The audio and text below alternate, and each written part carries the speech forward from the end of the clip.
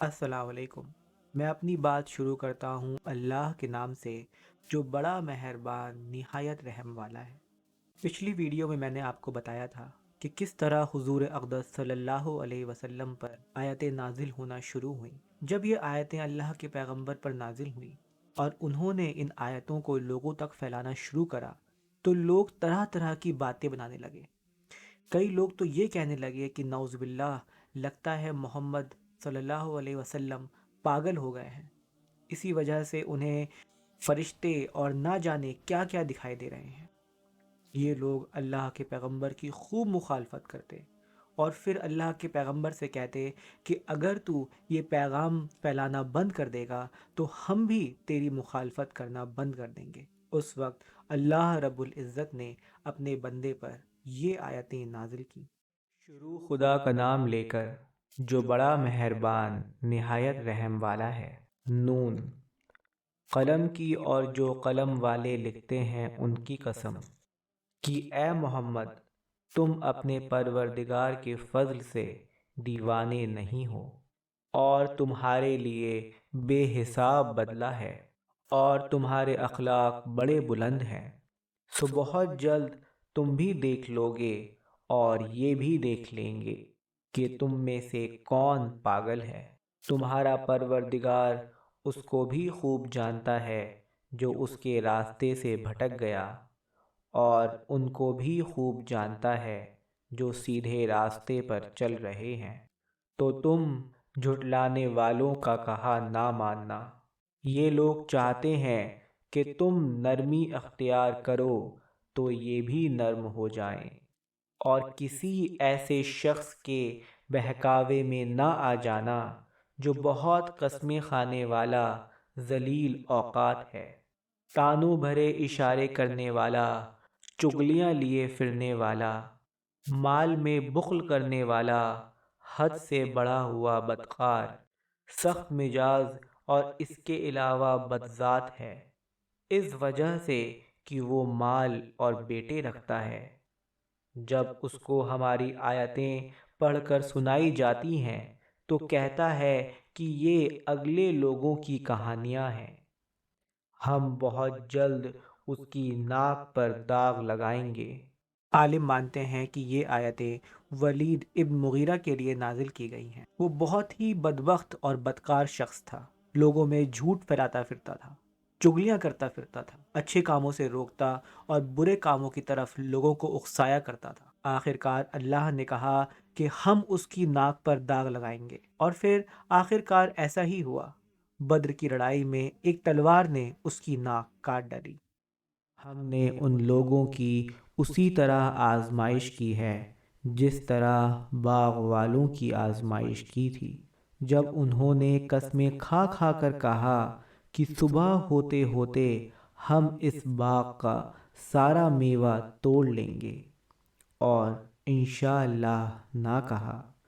سو وہ ابھی سو رہے تھے کہ تمہارے پروردگار کی طرف سے راتوں رات اس پر ایک آفت پھر گئی، تو وہ ایسا ہو گیا جیسے کٹی ہوئی کھیتی۔ جب صبح ہوئی تو وہ لوگ ایک دوسرے کو پکارنے لگے کہ اگر تم کو کاٹنا ہے تو اپنی کھیتی پر سویرے ہی جا پہنچو۔ تو وہ چل پڑے اور آپس میں چپکے چپکے کہتے جاتے تھے کہ آج یہاں تمہارے پاس کوئی فقیر نہ آنے پائے، اور کوشش کے ساتھ سویرے ہی جا پہنچے، گویا کھیتی پر قدرت رکھتے ہیں۔ مگر جب باغ کو دیکھا تو ویران کہنے لگے کہ ہم راستہ بھول گئے، نہیں بلکہ ہم بگڑی قسمت کے بے نصیب ہیں۔ ایک جو ان میں سے عقل مند تھا بولا، کیا میں نے تم سے نہیں کہا تھا کہ تم تسبیح کیوں نہیں کرتے؟ تب وہ کہنے لگے کہ ہمارا پروردگار پاک ہے، بے شک ہم ہی قصوروار تھے۔ پھر لگے ایک دوسرے کو آمنے سامنے ملامت کرنے، کہنے لگے کہ ہائے شامت، ہم ہی حد سے بڑھ گئے تھے۔ امید ہے کہ ہمارا پروردگار اس کے بدلے میں ہمیں اس سے بہتر باغ عنایت کرے۔ ہم اپنے پروردگار کی طرف رجوع لاتے ہیں۔ دیکھو عذاب یوں ہوتا ہے اور آخرت کا عذاب اس سے کہیں بڑھ کر ہے۔ کاش کاش یہ لوگ جانتے ہوتے۔ یہ آیتیں کچھ لوگوں کے لیے نازل کی گئی ہیں جو یمن کے ایک شہر داروا میں رہا کرتے تھے۔ ان کا باپ ایک بہت ہی نیک اور رحمدل شخص تھا۔